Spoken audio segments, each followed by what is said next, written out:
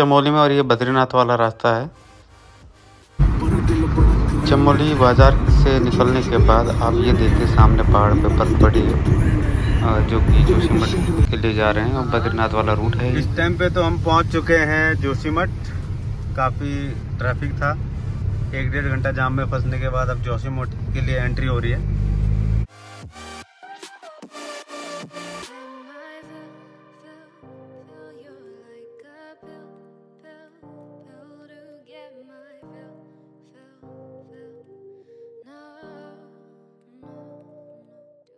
जैसे ही बद्रीनाथ पहुंचे हमें दिखे गडरिये, जो कि अपनी भेड़ बकरियां लेके जा रहे थे।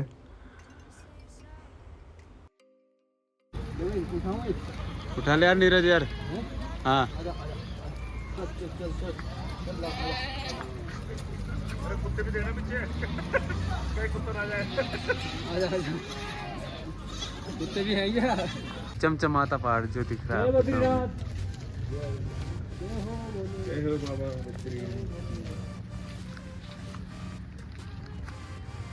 देवव्रत भैया हमारे ब्लॉग बना रहे हैं बद्रीनाथ का। ये बंदा ठंड से सिकुड़ गया है। काफ़ी सारा डेवलपमेंट हो रहा है यहाँ पे, आप देख सकते हो।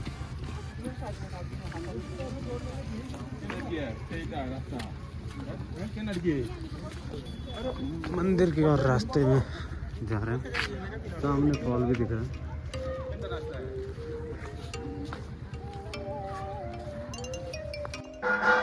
बर्फ़ के पहाड़ के साथ आपको दिखाना चाहता हूँ बद्रीनाथ में। ये देखिए आपको दिखेगा कितना सारा डेवलपमेंट हो चुका है यहाँ पे। बहुत सारी जगह चेंजेस आ चुके हैं यहाँ पे।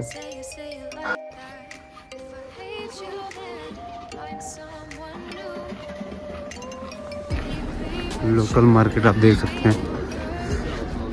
और इससे पहले जब मैं आया था तो काफ़ी भीड़ थी, लेकिन हम दिन में आए थे और ये सुबह का नज़ारा है 7 बजे का। मार्केट अभी खुल गए हैं धीरे धीरे।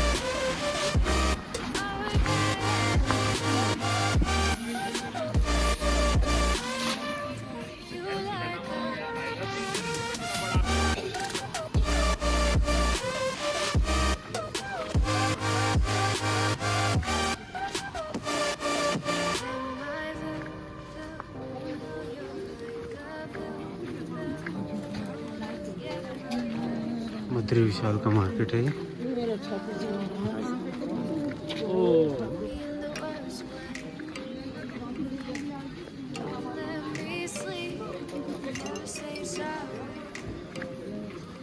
सुबह सुबह अपनी दुकान खोल के सभी अपनी बिक्री कर रहे हैं।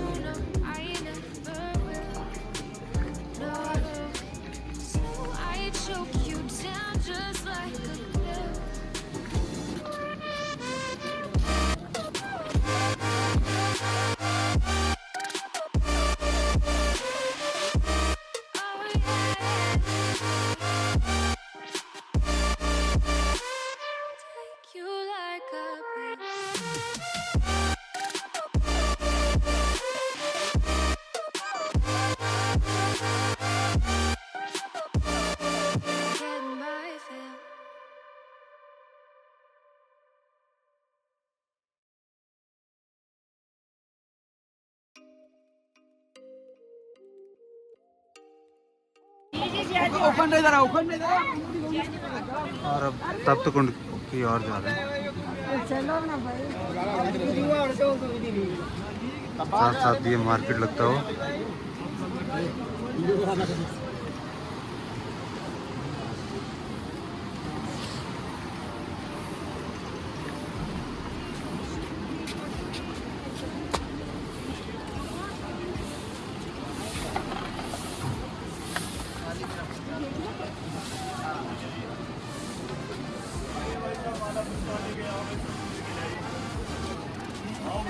पिछले बार इधर से नहीं आए थे, लेकिन इस बार हम इधर से जा रहे हैं। यहाँ से ब्लॉक कर दिया था पूरा पुलिस वालों ने।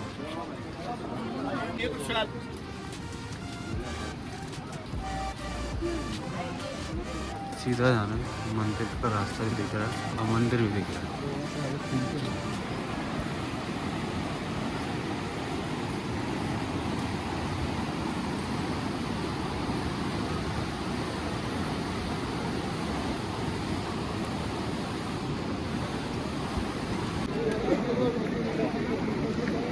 ये तप्त कुंड से ही जो आपको दिख रहा है, ये भाप उसी की उठ रही है। यहाँ पे जो तप्त कुंड है उसका पानी नदी में जब गिर रहा होगा, उसकी भाप भी ऊपर को आ रही है।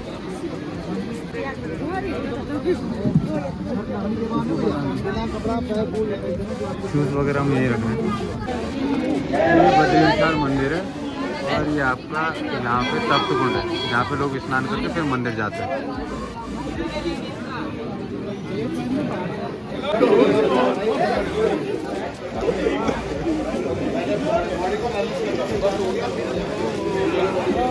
कहाँ गए हो दोनों?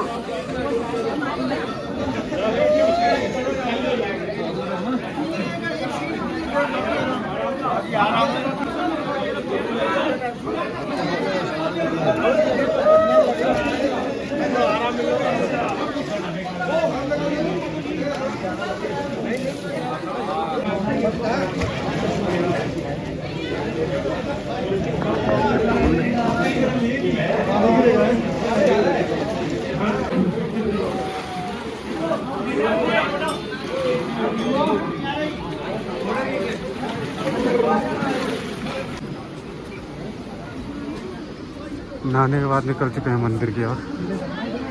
मंदिर सामने है।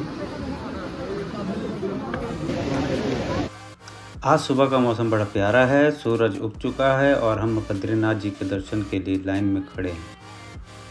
अब सोचो, इतनी सुबह लोग चाय बनाते हैं, हम यहाँ भगवान के गेट पे प्रेजेंट सर बोल रहे हैं।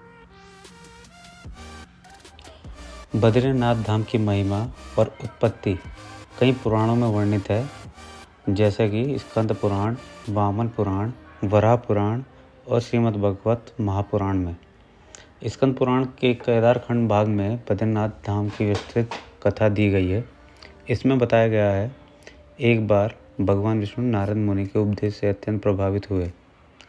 उन्होंने संसार के मोह को त्याग कर हिमालय की गोद में बद्रीवन नामक स्थान पर तप करने का निश्चय लिया।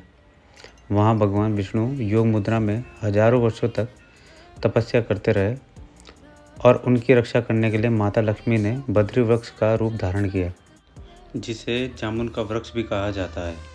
इसी कारण यह स्थान बद्रीवन कहलाया और भगवान विष्णु यहाँ बद्रीनारायण नाम से प्रसिद्ध हुए। वामन पुराण में क्या कहा जाता है? वामन पुराण में लिखा है कि जो मनुष्य बद्रीनारायण के दर्शन करता है वो समस्त पापों से मुक्त होकर विष्णु लोक प्राप्त करता है। और यहाँ बद्रीवन को मोक्ष भूमि भी कहा जाता है, जहाँ विष्णु भगवान लोक कल्याण के लिए तप किया करते थे।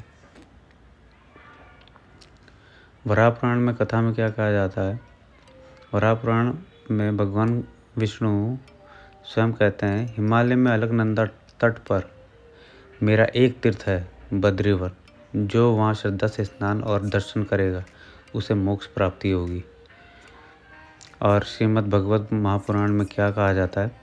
भगवान कपिल ने माता देवहूति को समझाते हुए कहा, बद्रीवन में भगवान नारायण तपस्या करते हैं। वहाँ जाकर जो व्यक्ति भक्ति भाव से दर्शन करता है वह जन्म मरण के बंधन से मुक्त हो जाता है। सबसे महत्वपूर्ण बातें जो कि हमें पता होनी चाहिए, बद्रीनाथ क्षेत्र को अष्ट बद्री के नाम से भी जाना गया है। नरसिंह बद्री, योग बद्री आदि इसी तरीके से इनके नाम वर्णित है, तो वो भी पुराणों में। अब बद्रीनाथ वही स्थान है जहाँ भगवान विष्णु ने स्वयं लोक कल्याण के लिए तप किया। माता लक्ष्मी ने बद्री वृक्ष बनकर उनकी रक्षा की और जहाँ आने से मनुष्य मोक्ष प्राप्त करता है। ऐसा वर्णन स्कंद पुराण और अन्य महापुराणों में विस्तार में मिलता है। मंदिर में दर्शन करने के पश्चात हम निकल पड़े हैं अब माना गांव के लिए। अब ये मंदिर आप देख सकते हैं, अलकनंदा जो बह रही है और मंदिर का ये मनमोहक दृश्य आपको दिखाई दे रहा होगा, काफ़ी सुंदर है। और यहाँ से वापसी की ओर हम जा रहे हैं मार्केट होते हुए। सर्दियों में मंदिर बर्फ़ से ढक जाता है। यहाँ कम से कम 15 से 20 फीट तक की बर्फ़ जम जाती है। तप्त कुंड का पानी कभी नहीं जमता। कपाट बंद करने से पहले विशेष पूजा की जाती है और उस समय तिल का तेल और ऊनी वस्त्र चढ़ाए जाते हैं बद्री विशाल जी को। और इस प्रक्रिया को शीतकालीन विश्राम कहा जाता है। मिलते हैं अगले ब्लॉग में, तब तक हंसते रहिए, पहाड़ों की हवा खाते रहिए और कमेंट में लिखिए जय बद्री विशाल।